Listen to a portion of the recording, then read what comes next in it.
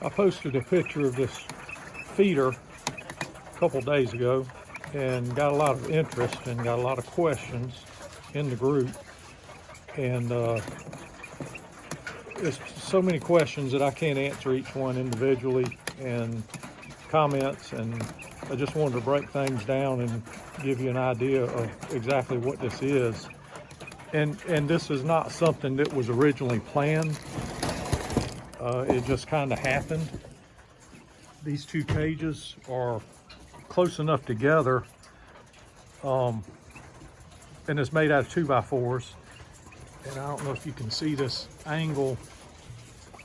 I just cut the 2x4s on an angle and made a little trough right here.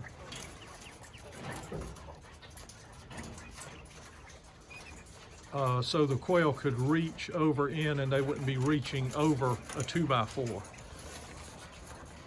And I cut that out with a reciprocating saw. And then we have some flashing left over from doing the eaves on our home. And that's where this came from.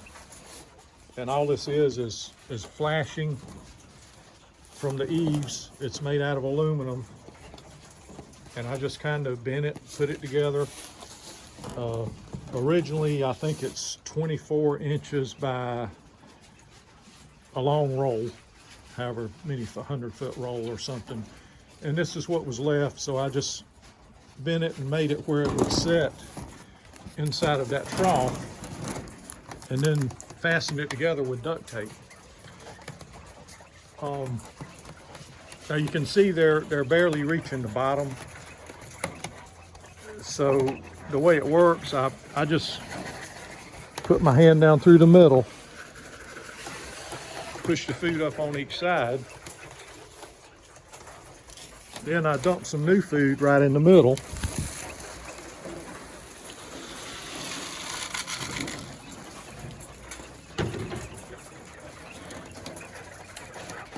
And when it gets low, I just run my hand down through the middle and push it up on the sides. And that keeps fresh food right up at them where they get to it. It's worked out great. The wire, the cage, this is 2-inch by 1-inch wire on the sides. I can't put newborn babies in it because they'll come through the wire, but this is great for the full-size quail, the adults. The wire on the floor in the bottom, there's some comments about that, about it hurting their feet. And if you look at, I hope this will focus, the diameter of the wire on the floor is a large diameter. It's not like hardware cloth. So it don't hurt their feet. It's not small, like I'm gonna set some hardware cloth up against it on top of it so you can kind of compare. If you look at the difference in the size of the hardware cloth and the wire, there's a good bit of difference. That 1-inch by 1/2-inch bottom is bigger diameter, so it's not hard on their feet. It's the same thing I use for rabbits. And I learned long ago that this hardware cloth will hurt a rabbit's foot. They'll end up getting sore hocks, and then you have to treat them. And since I went to this larger diameter wire, I've never had a problem with rabbits with their feet anymore. And the birds seem to be real happy.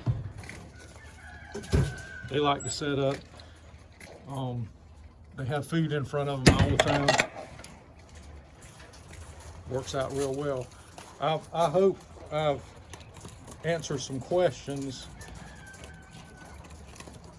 But now this was, it wasn't planned. I didn't design it.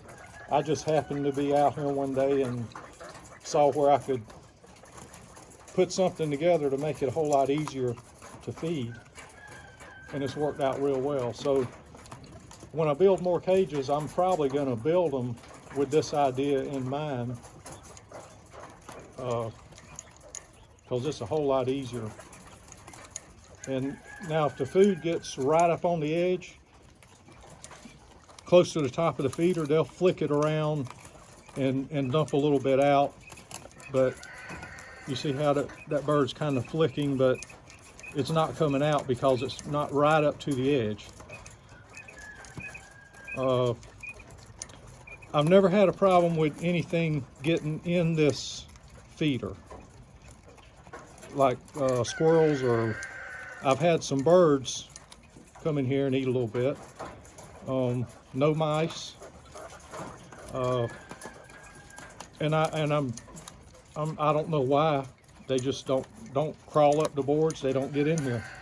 I did have a snake to get in here one time. He crawled through. He was small enough to get through the 1 inch by 2 inch square there. Got inside the cage, ate a whole bunch of birds, and then, you know, the lump from eating the bird wouldn't let him get back out, so he was trapped. So he called himself for me, and I got rid of him. Even though it's a black snake that's harmless, I put him down because once they get in your pen, they're gonna come back. They remember where it is. I hope this has answered some questions, and hope y'all have a great day.